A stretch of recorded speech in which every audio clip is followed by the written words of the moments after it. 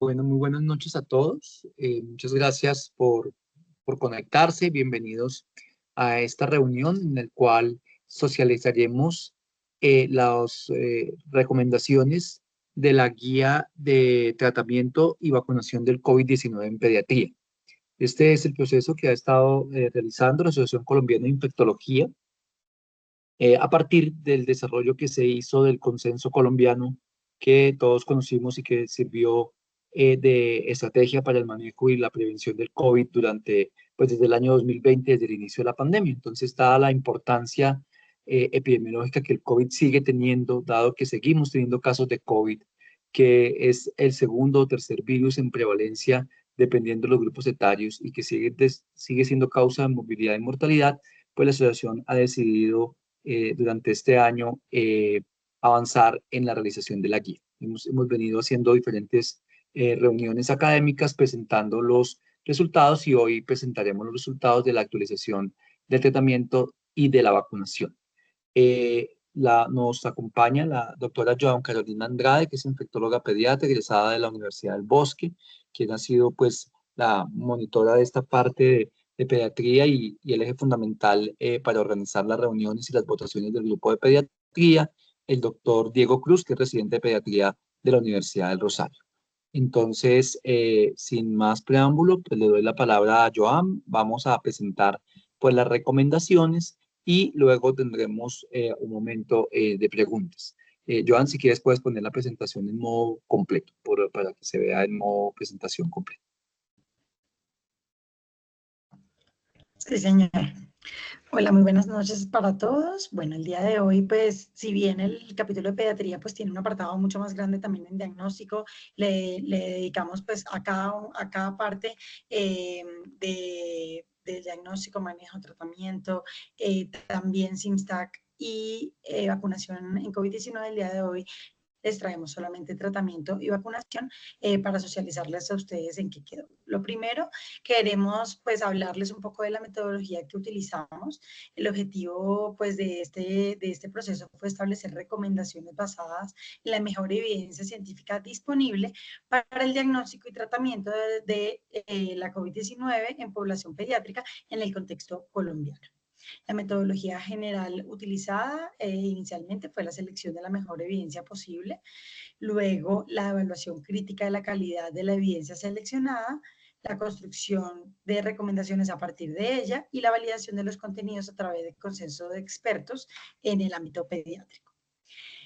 La búsqueda sistemática de la literatura obedeció varios procesos. El primero, pues la definición de las preguntas de investigación orientadas, pues por supuesto, no solo al diagnóstico, sino en este caso de tratamiento, soporte respiratorio, soporte vital, el tratamiento farmacológico, incluyendo pues todas las diferentes estrategias que han sido descritas y la vacunación. La definición de los términos de búsqueda se establecieron pues basados en estas mismas preguntas para dar su respuesta. La definición de los criterios de exclusión e inclusión de la literatura, obedeciendo por supuesto al tipo de artículo, encontrando o dando prioridad a la revisión sistemática de la literatura con metaanálisis en los idiomas de publicación, ya fuera en inglés o español, y la publicación desde el 2021. La búsqueda sistemática de los datos especializados se dieron en las diferentes bases hasta agosto del 2023, cuando pues se dio entonces paso a la siguiente selección de la evidencia científica a partir de la construcción de este diagrama prisma. Se incluyeron entonces se identificaron 187 referencias en las búsquedas de las diferentes bases electrónicas. Posteriormente, pues entonces se hicieron algunas referencias o algunas búsquedas complementarias en el cual pues se incluyeron 22 referencias más. A partir de esto, pues se realizó un tamizaje por título y por resumen, se excluyeron un total de 65 referencias y ya se pasó pues a la evaluación del texto completo para verificar la elegibilidad en ese sentido, encontrando entonces que una exclusión de 52 artículos, en total entonces fueron incluidos 31, Y posteriormente con un análisis de sesgo, vale aclarar que se incluyeron solamente aquellos que incluían sesgo no claro o bajo. En ningún caso se incluyeron aquellos artículos o aquellas referencias que tuvieran un sesgo alto. Y finalmente, pues tuvimos estudios incluidos para la síntesis de evidencia, un total de 17. Posteriormente, pues se pasó a realizar una calificación del nivel de evidencia, encontrando o utilizando esta escala, y posteriormente pues el grado de recomendación, encontrando pues A, B, C y D según la escala que aquí les presentamos. Finalmente, pues la metodología de consenso de expertos, pues se llevó a la presentación de cada recomendación y evidencia, se realizó una votación simple según la metodología de Gray y el nivel de acuerdo de los expertos fue de un mínimo de 70% para pues llegar a un consenso y se pudiera emitir una recomendación. A continuación, entonces, le vamos a hablar un poco sobre las recomendaciones en el ámbito de tratamiento. Bueno, buenas noches a todos. Listo, entonces vamos a continuar con tratamiento. Digamos que la parte de tratamiento la dividimos en tres partes. Entonces, hablamos, si quiere siguiente, profe. Hablamos desde términos de la hospitalización, del soporte y la oxigenoterapia y ahí también ventilación mecánica y todo lo que tiene que ver con este tema. Y claramente el tratamiento y los medicamentos, que es un tema álgico y que pues a todos nos cobra gran importancia. Listo. Entonces, en hospitalización, así como hablábamos desde el consenso previo, con un nivel de evidencia 4 y un grado de recomendación de expertos, pues claramente se recomienda que los pacientes con sospecha de infección o confirmada por SARS-CoV-2, con infección grado crítica y que tengan factores de riesgo, pues deben ser hospitalizados, ¿no? Dentro de esos factores de riesgo, pues hablábamos un poco de la inmunosupresión primaria y secundaria, los que tienen comorbilidades como enfermedades congénitas cardíacas, enfermedades pulmonares crónicas, fibrosis quística, anemia de las falciformes, bueno, entre otras. Dale, siguiente. Con el área, entonces, de soporte vital, entonces hay varios puntos de importancia. Cuanto a la oxigenoterapia, pues es claro que siempre que haya hipoxemia, pues se debe garantizar la suplencia de oxígeno según los rangos de cada ciudad. Sabemos que en nuestro país eso puede variar de manera rápida, prefiriendo pues los sistemas de bajo flujo según la condición o pues el escenario clínico que nos encontramos, también basado en la recomendación previa, nivel de evidencia 4 y grado de recomendación D. Siguiente. Y acá hay un punto importante y es un punto que siempre es de discusión y es los valores objetivo de saturación, ¿no? Entonces, se recomienda un objetivo de saturación en promedio mediante oximetría de pulso del 92 al 97% para la mayoría de pacientes con COVID. Y hay un escenario y es que en pacientes que tengan dificultad respiratoria grave, se puede considerar incluso una saturación por debajo de 92 para minimizar, digamos, la exposición a una FIO2 alta que sabemos que puede tener más riesgo. Sin duda, tampoco, pues la idea es llevar por debajo del 88%. Esto sale de las recomendaciones previas, también de la guía de tratamiento del NICH, con un nivel de evidencia 1 más, con grado de recomendación B. Y es que sobre esto hay que decir, también un poco mencionar, si quieres, siguiente, Doc, la PALIC, la guía del consenso de las recomendaciones del síndrome de dificultad respiratoria de pediatría, y es que en pacientes críticamente enfermos la hiperoxia tiene mayor probabilidades de llevar a mortalidad, ¿no? Con un RR 1.59, digamos una P significativa que eso lo conocemos. Y aunque no hay una evidencia clara del valor mínimo, pues la idea, como les contaba, es no prolongar las saturaciones que se mantengan por debajo del 88%.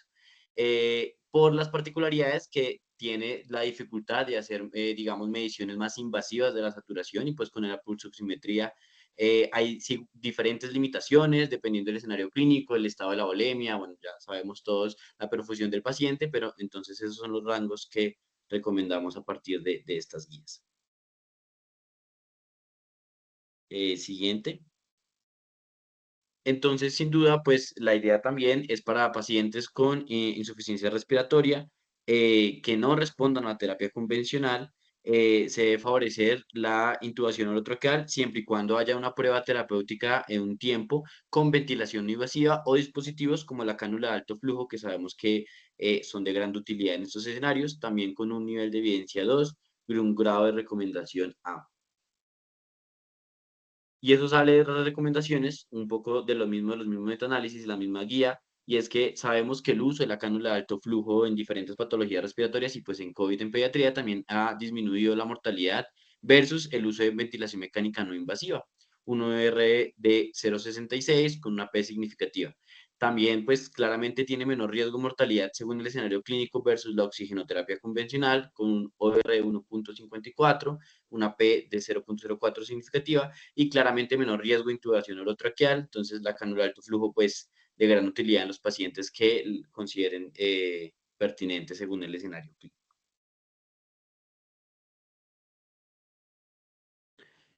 Y aquí pues habla un poco la guía sobre el tiempo, ¿no? Se sugiere que los niños que luego de un periodo de prueba de ese dispositivo de alto flujo, la ventilación mecánica no invasiva, que no toleren, digamos que aumente el trabajo respiratorio, aumento de las secreciones, tos persistente o que genere inestabilidad hemodinámica, pues deben ser intubados y garantizar la estabilidad y favorecer la ventilación invasiva. Entonces, eso es un poco adherirse a la recomendación de tratamiento del síndrome de dificultad respiratoria aguda pediátrico, según el PALIC Docs que ya les contaba que se publicó en el 2023, con un nivel de evidencia 4 y un grado de recomendación D. Y acá les traigo un poco de lo que nos recuerda esta guía, si quieres darle siguiente, y es el tiempo, digamos que misma historia nos cuentan, según el escenario clínico, más o menos de 0 a 6 horas para el manejo de estos dispositivos antes de indicar la intubación en los pacientes. Y ahora hablemos de tratamiento. Entonces, el manejo de los pacientes, sabemos que sin duda los niños previamente sanos, sin factores de riesgo, que tengan una enfermedad leve, pues no tienen ni una indicación de tratamiento farmacológico específico, sino se sugiere pues indicar el tratamiento sintomático según la condición clínica, esto también basado en el consenso previo con un nivel de evidencia 4 y un grado de recomendación D. Pilar importante, siguiente, es hablar de los corticoides. Sabemos que han sido pilar fundamental en el tratamiento de esta condición y se debe recomendar el uso de la dexametasona en los pacientes con infección por SARS-CoV-2 con hipoxemia. Eso es un punto importante, que tengan requerimiento de oxígeno o ventilación mecánica, preferiblemente después de los 7 días de inicio de los síntomas y preferiblemente en no más de 10 días. Salió de 2 metaanálisis del consenso previo con un nivel de evidencia 1, 2, 2 más, con un grado de recomendación A. Y sabemos que la recomendación principal es el uso de dexametasona, acá les traemos las dosis, pero también, digamos, en no disponibilidad de la dexametasona, que es como la que principalmente se ha mostrado en los estudios, pues están las equivalencias en los diferentes corticoides que podríamos tener, hidrocortisona, metilprednisolona, prednisolona, y como les contaba, la idea es no prolongar el tratamiento con corticoides por más de 10 días, digamos, en el contexto de sus pacientes. Todo en el escenario del paciente con requerimiento de oxígeno o pues, hipoxemia. Y sobre los corticoides, pues un poco, si quieres dar el siguiente, Doc, de lo que ya conocemos, y es que ha demostrado disminuir la mortalidad con un ORR de 0,83, con una P significativa. Digamos que disminución de la necesidad de ventilación mecánica invasiva, el ingreso a UCI y también hospitalizaciones más cortas con una mayor probabilidad de egreso en los 28 días. Y mencionarles que se debe usar los corticoides, como les hemos mencionado, en diferentes condiciones diferentes al SARS-CoV-2, según el escenario clínico que pueda presentar este paciente, como crisis asmáticas, shock séptico, que requiera estas dosis de vasopresores, la insuficiencia adrenal, pues las diferentes condiciones que conocemos. Sobre el uso de los antibióticos, entonces, pues en línea de lo que se ha hablado, se recomienda no utilizar antibióticos de rutina para la infección por SARS-CoV-2 y asimismo, pues se recomienda usar la terapia antibiótica empírica en los pacientes con probable coinfección bacteriana o cuando se documente un foco infeccioso bacteriano activo, con un nivel de evidencia 1 más y un grado de recomendación. Y acá vamos un poco a discutir sobre los diferentes medicamentos que pues, se han hablado a lo largo desde que pues, apareció el virus.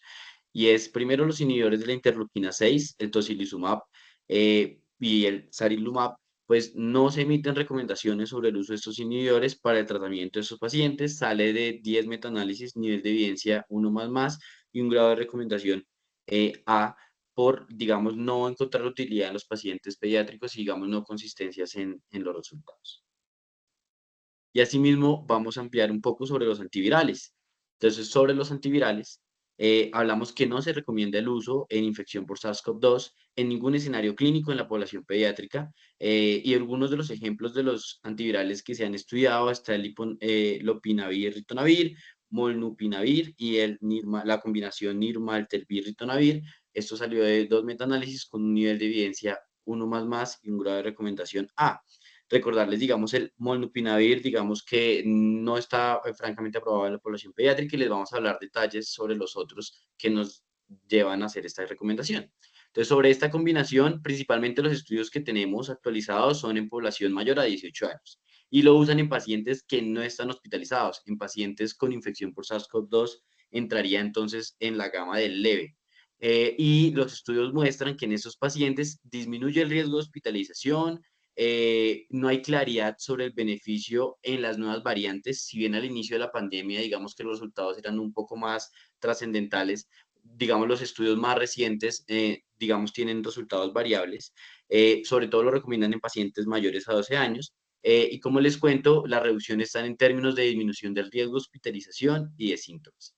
Asimismo, para el Remdesivir, que también hacemos la recomendación puntual, y es que no se emitan recomendaciones sobre el uso de este medicamento en población pediátrica, también un poco basados en las guías del NICH, metaanálisis 1 y un nivel de evidencia 1 más y un grado de recomendación A. Y parece muy similar a lo que les contaba sobre los otros antivirales, y es que aún no hay evidencia de los efectos clínicos en pediatría y pues sigue siendo muy limitada. En los estudios en adultos que revisamos los metaanálisis, pues disminuye el riesgo de hospitalización y la recuperación más rápida de los síntomas en los pacientes que tienen pues esa infección leve. También lo recomiendan en pacientes de 12 años y pacientes que, digamos, disminuye el riesgo de oxigenoterapia convencional. Pero asimismo, como les contaba al inicio de la pandemia, de pronto los resultados eran un poco más concordantes, pero nuevamente con las nuevas variantes, digamos que la información ha sido un poco heterogénea en relación a la mortalidad, a la necesidad de ventilación mecánica y al riesgo de complicaciones en estos pacientes. Entonces, como ven, en general, digamos lo que sí hablaba es un poco en pacientes que estén leves para disminuir el riesgo de síntomas y de complicaciones. Y eso nos lleva a las recomendaciones y es que no hay muchos estudios en pediatría, hay una heterogeneidad en los estudios, y claramente son medicamentos de un alto costo y baja disponibilidad en nuestro medio y por eso las recomendaciones es un poco a que no se recomienda la infección por SARS-CoV-2 en pediatría. Y ya los últimos 2 puntos para hablar de medicamentos, los anticoagulantes. Entonces sabemos que es mucho lo que se ha hablado de los anticoagulación en pediatría en COVID. Se sugiere individualizar el uso de la anticoagulación profiláctica, favoreciendo la heparina de bajo peso molecular, si se documenta al menos un factor de riesgo de enfermedad tromboembólica. Ahora, si el paciente durante la hospitalización hay una trombosis documentada, pues favorecer la anticoagulación terapéutica por al menos 3 meses, dependiendo de la resolución pues, del cuadro trombótico y los factores de riesgo que tenga. Y pues claramente hay que hacer seguimiento clínico y vigilancia del sangrado como efecto adverso del tratamiento cuando se administren estos anticoagulantes. Salió 8 metaanálisis con nivel de evidencia 1 más y un grado de recomendación A. Y es que, siguiente, Doc. Con los anticoagulantes, digamos, hay datos limitados para caracterizar el riesgo por sí solo de la enfermedad tromboembólica resultado del COVID. Entonces, siempre hay que tener en cuenta cuáles son los factores de riesgo individuales que tiene el paciente. Sabemos que se pueden presentar eventos tromboembólicos, como un estudio mostró el 2% en pacientes con COVID y hasta el 6.5% en pacientes con MISC. La dosis recomendada, como les cuento, es la profiláctica de heparina de bajo peso molecular, que podría mitigar el riesgo sin aumentar el sangrado, pero ningún ensayo clínico ha considerado, digamos, la anticoagulación terapéutica, que eso es otro tema, en pacientes solo por el riesgo. Entonces, limitar esa únicamente pues, para el manejo de los eventos trombóticos que se puedan presentar en los pacientes. Sobre otros medicamentos que ya la evidencia es muy sólida y sabemos que pues no tienen utilidad, entonces se recomienda no usar hidroxicloroquina, cloroquina, interferón, ivermectina para la prevención o el tratamiento de la infección por COVID-19, ¿no? Eso sale de 10 metaanálisis, un nivel de evidencia 1 más y un grado de recomendación A. Y para hablar del escenario, entonces ya hablamos de que los pacientes deben ser hospitalizados según la severidad y el factor de riesgo, y acá se recomienda que los pacientes pueden ser dados de alta y continuar aislamiento en casa si cumplen con los siguientes criterios: ausencia de fiebre por más de 48 horas sin antipiréticos, mejoría clínica de los síntomas respiratorios, que no requiera hospitalización por patologías de base u otras entidades, y pues claramente que haya tolerancia a la vía oral. El consenso de la SIN del nivel de evidencia 4 y un grado de recomendación D. Y con esto pues damos paso a, como les contábamos, entonces corticoides muy importante, hablar ahora de las recomendaciones sobre vacunación.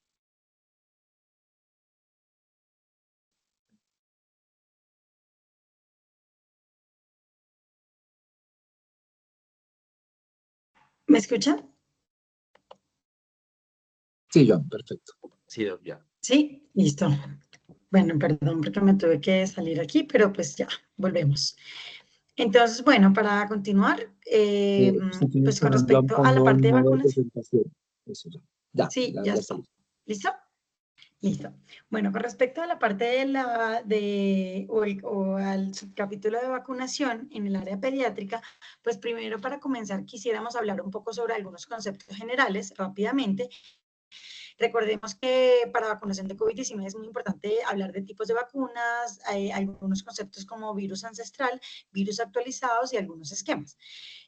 Si bien para cuando comenzó la administración de vacunas contra la COVID-19, teníamos múltiples o disponibilidad de múltiples vacunas y plataformas de vacunas monovalentes de virus ancestral, para la población pediátrica tuvimos ya un número mucho más reducido y recordemos que tuvimos la vacuna de virus inactivados de Sinovac, pero también vacunas de ARN mensajero. Recordemos que las vacunas de ARN mensajero utilizan una porción de ARN mensajero para una proteína específica, específicamente para tratar de estimular la respuesta inmune una vez sea administrada al paciente y en este caso pues al niño.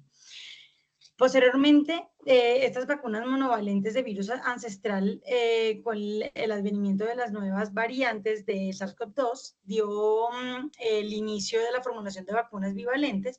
Estas vacunas de ARN mensajero que inicialmente pues estaban compuestas exclusivamente de una porción del virus ancestral, ahora se asociaron a una porción del virus de vacuna, de variantes circulantes, específicamente para Omicron, para los linajes BA4 y luego para BA5 de la variante Omicron, y todo esto pues dio el inicio de la formulación de vacunas bivalentes. Recordemos que en agosto del 2022 la FDA autorizó las formulaciones bivalentes de las vacunas contra la COVID-19, tanto de Pfizer como de Moderna. Y rápidamente coincidió con la recomendación que dio la CIP, que es el Comité Asesor de Prácticas de Inmunización de los Estados Unidos, que pues ya autorizaba la administración de al menos una vacuna o una dosis de refuerzo a todos los mayores de 12 o de 18 años, respectivamente, para cada una de las casas comerciales, en aquellos que habían recibido un esquema primario de vacunas con virus ancestral. Posteriormente, en octubre del 2022, pues ya se extendió esta recomendación para los menores desde los 5 años, y para diciembre de ese mismo año, de 2022, pues se extendió esta recomendación para los mayores de 6 meses. En este momento, pues, se han empezado a documentar diferentes metaanálisis de diferentes estudios que han ido consolidando, pues, lo que ya sospechábamos con la experiencia que teníamos con vacunas de ARN mensajero, de virus ancestral, que inicialmente en los estudios de adultos comprobaron que el uso del refuerzo de esta vacuna bivalente confería una protección adicional contra la infección sintomática, pero además enfermedad grave por SARS-CoV-2 por las variantes de Omicron y sus sublinajes. Todo esto pues en contexto ya de un buen perfil de eficacia y de seguridad para los niños desde los 6 meses de edad hasta los 17 años, y a partir de esto pues una evidencia que era muy sólida de una eficacia y una efectividad pues muy significativa, sobre todo para la población pediátrica, que era en la que se tenía ya, todavía no había unos datos muy concluyentes con el virus ancestral. Finalmente, entonces, 2020 la vacuna se da gracias a los cambios genéticos y antigénicos del virus que han provocado alteraciones importantes de la vacuna S del virus. Recordemos que este es el sustrato para la formación de esta o para la formulación de estas vacunas de ARN mensajero, y pues teniendo en cuenta la evolución del SARS-CoV-2 y la amplitud de la respuesta inmunitaria contra las nuevas variantes, pues estas vacunas monovalentes actualizadas, específicamente la vacuna de XBB 1.5, ha dado buenos resultados con respecto a la producción de anticuerpos neutralizantes que presentan una amplia reactividad cruzada contra las variantes de circulación del virus y ha permitido pues su uso en nuestro medio. Luego, en mayo del 2024, hemos tenido una actualización por el Comité Asesor de Prácticas de Inmunización de los Estados Unidos, la ACIP, por sus siglas en inglés, y es que pues, se está dando lo que ya veníamos sospechando, que es la actualización de estas vacunas monovalentes según el linaje que predominantemente se está circulando, como lo hemos visto en experiencias anteriores con influenza, por ejemplo. Recordemos que en Colombia, pues todas las vacunas que se han utilizado contra la COVID-19 han sido o se han dado en el marco de un decreto de emergencia. Ninguna de ellas tenía aplicación o tenía registro sanitario por parte del INVIMA hasta hace 2 meses que pues tuvimos ya esta noticia del primer registro sanitario para la vacuna de ARN mensajero de Pfizer. Sin embargo, esto para población adulta todavía no lo tenemos disponible en esta forma de registro sanitario para la población pediátrica. Por lo tanto, nosotros en la población pediátrica nos seguimos rigiendo por esta resolución, que es la resolución del 4 de abril de 2024, la resolución 59.2 del 2024, y esta resolución pues ya nos reglamenta el uso de vacunas de ARN mensajero desde los 6 meses de edad, y pues esto nos ha dado pues cabida a todas las recomendaciones que a continuación les vamos a contar. La primera, pues se recomienda que todos los niños, niñas y niños entre 6 meses y 4 años y 11 meses, sin antecedente de vacunación contra COVID-19, reciban dosis de ARN mensajero, de vacuna de ARN mensajero actualizada, separadas por intervalos mínimos de 4 semanas. Esto con un nivel de evidencia de 1 más con un grado de recomendación A. Esto en consonancia a lo que ya veníamos viendo que recomendaban otras sociedades científicas, como la Academia Americana de Pediatría y también los CDCs, que recomendaban que todos los niños de 6 meses a 4 años más 11 meses que no habían sido previamente vacunados, pues recibieran un esquema primario con estas vacunas de ARN mensajero, sin preferir ninguna de las dos, una sobre la otra, de las vacunas disponibles de ARN mensajero en ese medio. La segunda, pues sería la recomendación de que los niños y niñas mayores de 5 años sin antecedentes de vacunación contra COVID reciban una dosis de vacuna de ARN mensajero actualizada, esto también en consonancia con las recomendaciones de las casas comerciales, y esto, el nivel de evidencia es 1 más con un grado de recomendación A. La recomendación igualmente para estos grupos de los CDCs, aquí se los traemos, es igualmente una dosis de cualquiera de las dos vacunas, ya sea de Moderna o de Pfizer, una dosis a los mayores de 5 años. La tercera recomendación en ese sentido sería que los pacientes que hayan recibido un esquema primario incompleto con vacunas inactivadas o vacunas de ARN mensajero pero de virus ancestral o bivalentes, se recomienda administrar una dosis de vacuna de ARN mensajero actualizada al menos 1 mes desde la última dosis. Esto con un nivel de evidencia 1 más con un grado de recomendación A. La siguiente recomendación, se recomendaba administrar un refuerzo de vacuna de ARN mensajero actualizada a la variante circulante a los pacientes pediátricos que hayan recibido esquema completo de vacuna contra COVID-19, independiente del tipo de vacuna. Recordemos que esto también, bueno, esta tiene un nivel de evidencia de 1++, con un grado de recomendación A, y recordemos que estas recomendaciones también están ajustadas al contexto pediátrico colombiano. Recordemos que las vacunas que teníamos disponibles para, en general, los mayores de 5 años eran las vacunas de virus inactivados, por lo que, pues, en ese sentido, pues, estamos dando recomendaciones para administrar dosis adicionales a aquellos pacientes que tuvieron esquemas incompletos o esquemas completos de esta vacuna para estos grupos de edad. Las recomendaciones del CDC en ese sentido, un poco para comparar y pues para mostrarles lo que ellos recomiendan, y es una dosis de Moderna o de Pfizer, una dosis de una vacuna de RNA mensajero, independientemente, pues para ese grupo de edad y independientemente de haber recibido un esquema con virus ancestral. Específicamente para la población pediátrica inmunosuprimida, quisimos realizar un apartado adicional. En ese sentido, pues los pacientes, niños, niñas y adolescentes inmunosuprimidos que no han o que no tienen antecedente vacunal, no inmunizados contra COVID-19, el uso de vacunas de ARN mensajero actualizadas desde los 6 meses, según el esquema recomendado para la edad, y esto pues haciendo referencia entonces a lo que veíamos, a los esquemas que previamente habíamos recomendado en el área general de vacunación. El nivel de evidencia es 1++, con un grado de recomendación.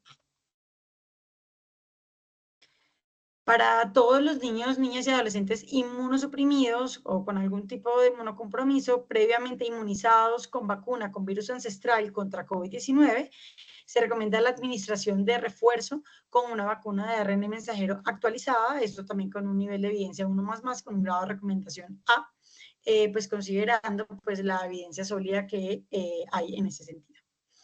La siguiente recomendación es para los niños, niñas y adolescentes con tratamiento de anticélulas, tratamiento de anticélulas B, a los cuales pues, se recomienda se les administre una dosis de vacuna actualizada contra COVID-19 de ARN mensajero al menos 4 semanas antes del inicio de un nuevo ciclo y o al menos 2 meses después del medicamento.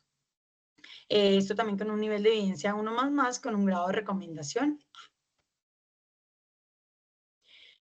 Adicionalmente, incluimos puntos de buena práctica, y es que se pueden administrar dosis adicionales de vacunas contra COVID-19 actualizadas en personas que estén gravemente inmunosuprimidas al menos 2 meses después de la última dosis del fármaco inmunosupresor, a criterio del personal de salud, considerando las circunstancias clínicas del paciente. Además, pues agregamos otro punto de buena práctica, y es que se sugiere que la administración de la vacuna contra COVID-19 no retrase la administración de las terapias inmunosupresoras, y eso con un nivel de evidencia, cada recomendación de un consenso de expertos. Con respecto a la coadministración, esto es un elemento que se ha dado o que ha tenido gran variación en el tiempo desde que se está administrando la vacuna de COVID-19, y es que se recomienda administrar la vacuna contra COVID-19 con cualquier vacuna. Adicionalmente, se recomienda administrar la vacuna contra COVID-19 al menos 15 días después de la recuperación de los pacientes que hayan sufrido COVID-19, ya sea que hayan tenido o no compromiso cardiovascular, y en aquellos casos, en aquellos pacientes pediátricos que hayan sufrido COVID-19 prolongado, se recomienda administrar la vacuna de forma usual según el esquema para la edad. Todo esto con un nivel de evidencia 4, con un grado de recomendación B. Y pues considerando que si bien estamos hablando de la población pediátrica, pues todos sabemos que los pediatras tenemos una gran preocupación sobre los niños menores de 6 meses y la inmunización en ese sentido, considerando que no hay vacunación contra COVID-19 en este grupo de edad, por lo que pues decidimos incluir un poco la revisión y ampliarla a la evidencia disponible, la mejor evidencia disponible en vacunación de embarazadas. Y finalmente, pues emitimos las siguientes recomendaciones. Se recomienda administrar la vacuna contra COVID-19 durante el embarazo por ser segura para el feto, prevenir infección y complicaciones tanto maternas como del recién nacido por COVID-19. Y la segunda recomendación en ese sentido fue que se recomienda una dosis adicional o de refuerzo de vacuna contra COVID-19 para aumentar la respuesta inmune y la transferencia transplacentaria de anticuerpos. Estas recomendaciones están basadas en la revisión de 5 metaanálisis con un nivel de evidencia 1++ y un grado de recomendación A. Esta vacunación en las mujeres embarazadas pues tiene antecedentes, ya ampliamente lo conocemos y ya ampliamente lo describe la literatura, y es la tosferina de la influenza y la administración que se da justamente en el embarazo o con cada embarazo para estas enfermedades. Y es que la protección contra infecciones durante los primeros meses proviene de la madre con anticuerpos transferidos, por lo que pues es muy importante asegurar o tratar de asegurar un aumento de los anticuerpos neutralizantes en las mujeres embarazadas con la intención de mejorar o de prevenir infección en los niños entre 0 y 6 meses, considerando que no hay ninguna vacuna autorizada para su uso en los menores de 6 meses, ese grupo de edad. La evidencia pues, nos habla que la administración de la vacuna de COVID en las mujeres de embarazadas previno eficazmente una futura infección neonatal por SARS-CoV-2. Adicionalmente, que los niños o los bebés nacidos de las madres que recibieron la vacuna de ARN mensajero durante el embarazo tenían un riesgo de 61% menor de hospitalización por esta causa antes de los 6 meses de edad. Las probabilidades significativamente menores de parto pretérmino por esta causa en las mujeres que fueron vacunadas versus aquellas que no fueron vacunadas, y que la administración de la dosis adicional o de refuerzo puede aumentar la respuesta inmune y la transferencia transplacentaria de anticuerpos, que finalmente es lo que pues queremos en ese sentido y lo que hacemos con las otras patologías. Y pues muchas gracias. Muchísimas gracias, Joan. Entonces, vamos a abrir el espacio para preguntas del público, y les queremos contar que tenemos 2 invitaciones, 2 inscripciones para el Congreso de Infocus, que se realizará aquí en Bogotá del 23 al 25 de noviembre. Es un congreso latinoamericano de micología, relacionado con toda la patología de las enfermedades micóticas. Se realizará el 23 al 25, entonces al final, después de la sección de preguntas, haremos la rifa de las 2 inscripciones. Entonces, la primera pregunta que nos hacen aquí es si actualmente hay vacunas de ARN mensajero actualizadas en Colombia para la población pediátrica, o para cuándo estarán disponibles. Entonces, pues hay vacuna de XBB 1.5 de Moderna en este momento disponible para la vacunación en pediatría. Y también tenemos la vacunación aprobada, que Joan lo comentaba, de Pfizer, ya para adultos, ya no solo mediante la resolución de emergencia, sino ya con registro INVIMA, es decir, que también se va a poder comercializar en el canal privado, y eso nos va a ayudar a proteger a la materna, y también porque pues es la vacuna que se usa en las maternas y la prevención del niño que Joan comentaba. No sé si tengas algún comentario adicional en relación a la vacunación vigente en Colombia.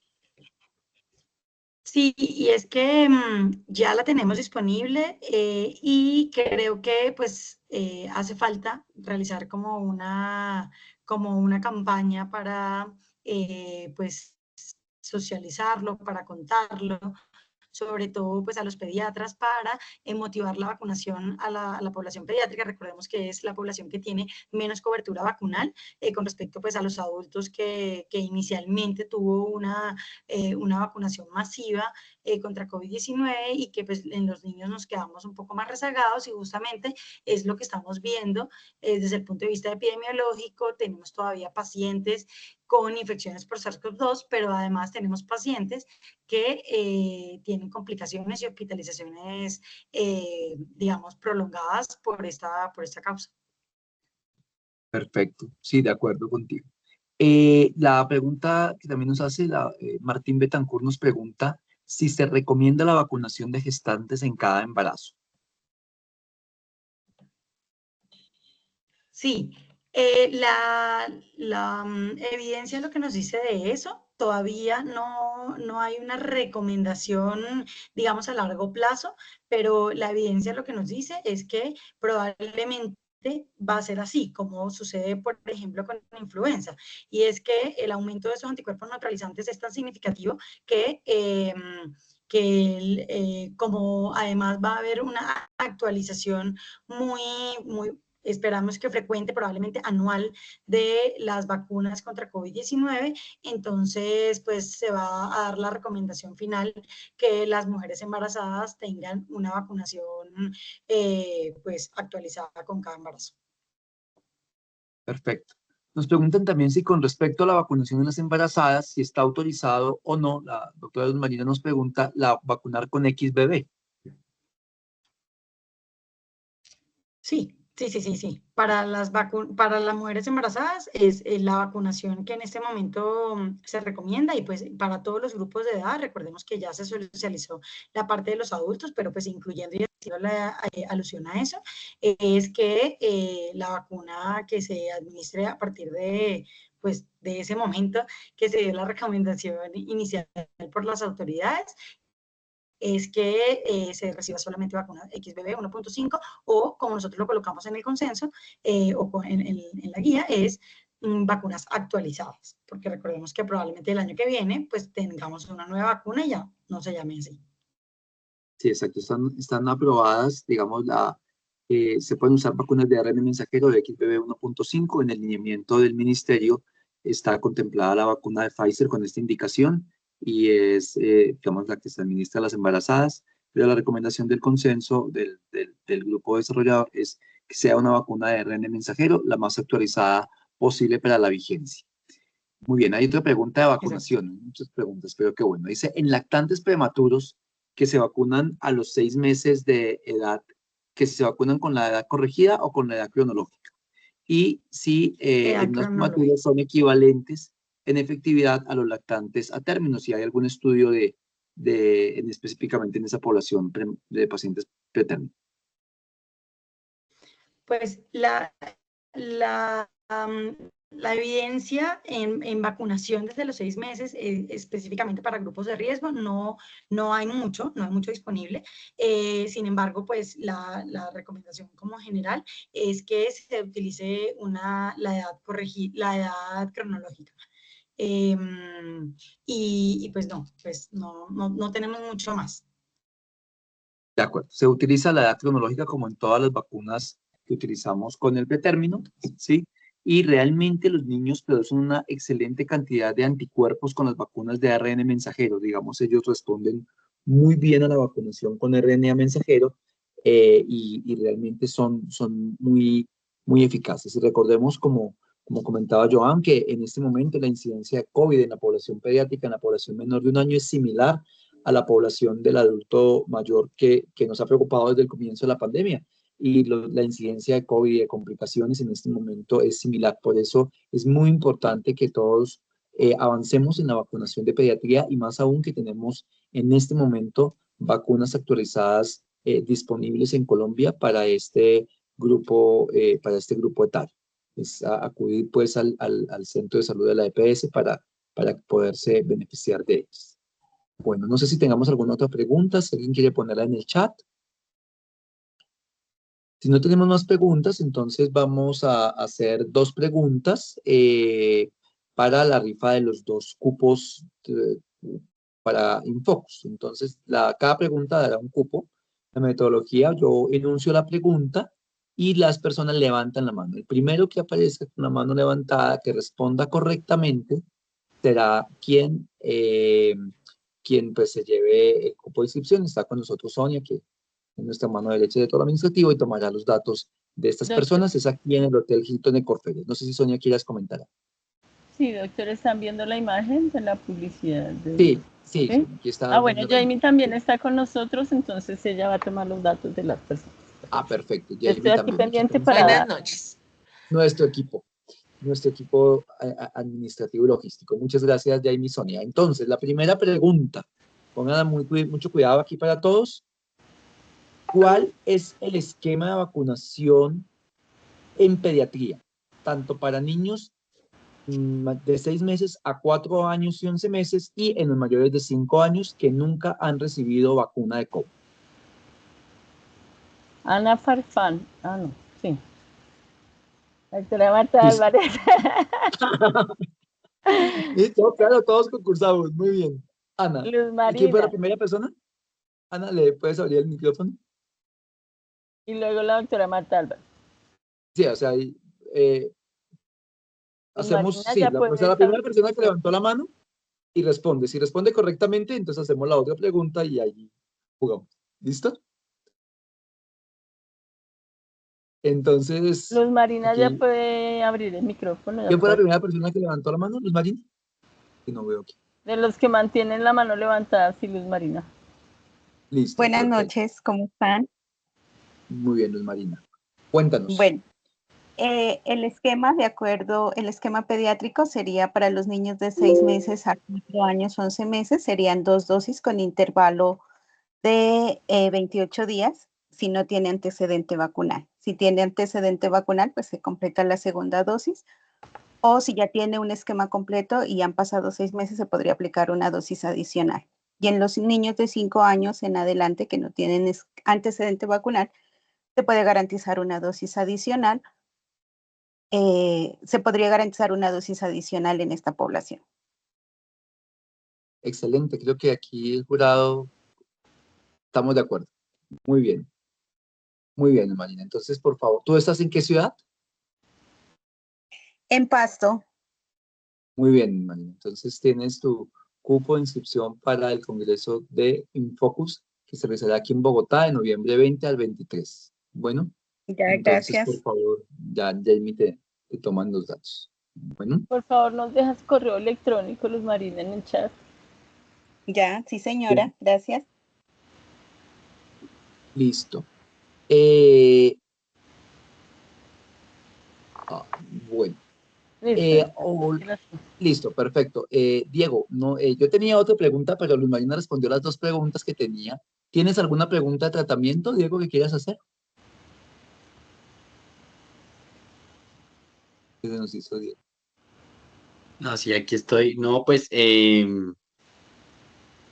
yo creería que, digamos, cuál es lo que se ha hablado sobre los antivirales como en guías exteriores y demás, y cuál es la recomendación que emitimos, y digamos la razón por la cual emitimos la recomendación sobre los antivirales acá en Específicamente nuestra de población. qué antiviral. ¿Alguno específico? El Remdesivir puede ser, el Remdesivir.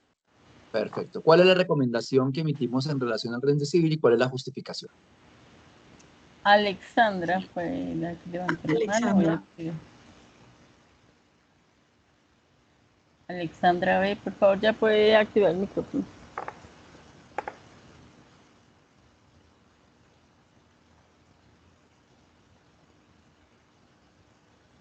Alexandra puede Alexandra, activar el micrófono puedes y si intervenir. quiere, por favor, se presenta.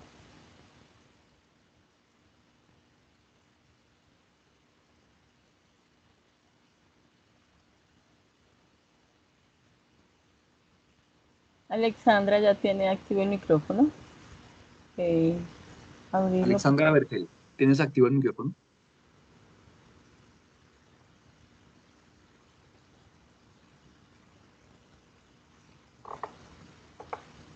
¿Habrá O alguien si más? quieres lo puedes escribir en el chat. O alguien más. Porque es que no, si nos escucha. Alexandra, a la 1, tienes activo el micrófono ya. Puedes abrirlo. No puede hablar, dice ella. Ah, La recomendación es limitada. bueno, completa la respuesta. Entonces ahí le damos el chance, Alexandra. La tecnología no se la han acabado de inventar todavía. Es limitada. ¿Qué vale la recomendación?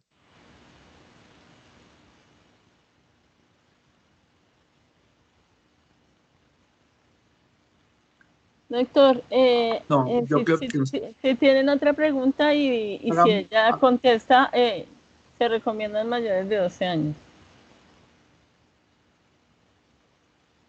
¿Qué dices, Diego? Acerca del remdesivir. Con eso Pues de nada, oxigenoterapia.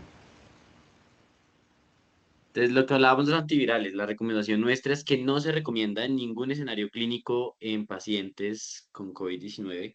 Se ha hablado mucho en eso de oxigenoterapia, no sé qué vainas como en otras guías, en otros lugares, pero bueno, como acá completa Alexandra, hay mucha heterogeneidad en relación a su uso y por eso nuestra recomendación es que no se recomienda pues en la población.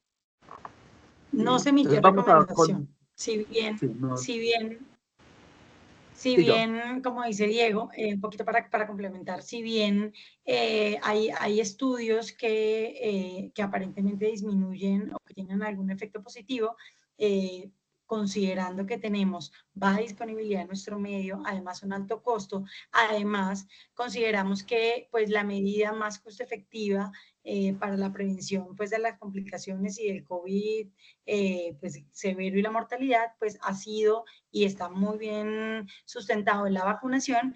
Entonces, en ese sentido, no se emitió una recomendación para ninguno de los antivirales y se prefirió dar como prioridad a la vacunación, sobre todo en la población pediátrica, considerando pues todo de lo que hemos hablado, que no tenemos o que tenemos unas tasas muy bajas de cobertura para los grupos de edades, sobre todo de 6 meses a 4 años. Sí, la recomendación es que no se emitió recomendación. Entonces vamos con la última pregunta para, para eso. Mencione 2 razones por las cuales se debe vacunar la materna contra COVID-19.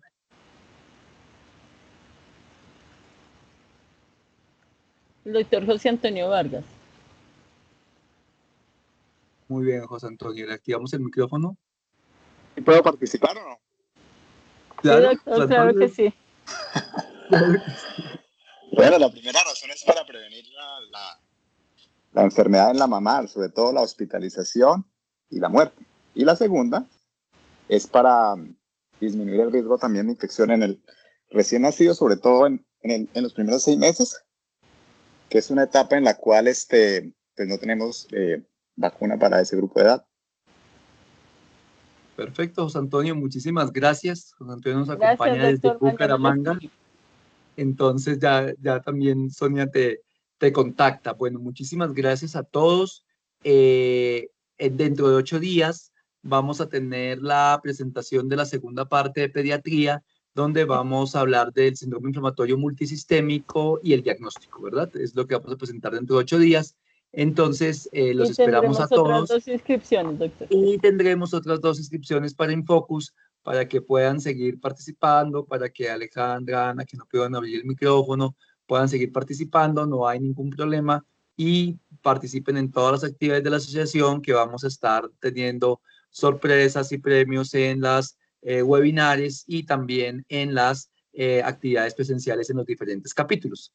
Entonces, pues muchísimas gracias a Joam, a Diego, como siempre a Sonia, Jamie por el soporte, a todos los infectólogos, pediatras que participamos del consenso, muchísimas gracias y pues estaremos pronto emitiendo para recomendaciones en la publicación. Por ahora sigan participando en los webinarios y muchísimas gracias y que tengan todos una muy feliz noche. Nos vemos dentro de 8 días. Muchas gracias. Gracias a todos que estén muy bien. Buenas noches. Muchas gracias, buenas noches.